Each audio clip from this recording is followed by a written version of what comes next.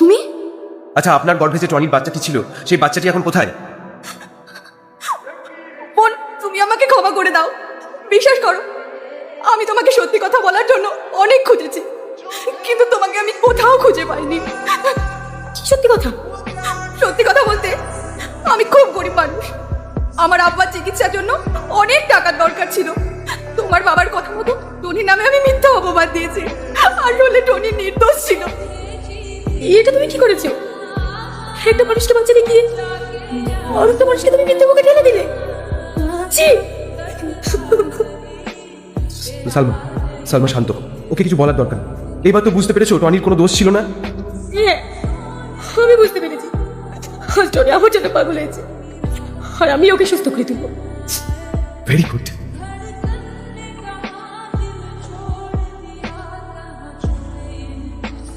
দেখি দেখি, কি সুন্দর বউ! তুমি আমার বউ? হ্যাঁ, আমি তোমারই বউ। আবা আবা আবা আবা, দেখো না দেখো না, আমার বউ কত সুন্দর দেখছে। মা মা, তুমি দেখো আমার বউ কত সুন্দর দেখছে, তাই না মা? বলা আমার বউ দেখতে ভালো না? হ্যাঁ, খুব সুন্দর।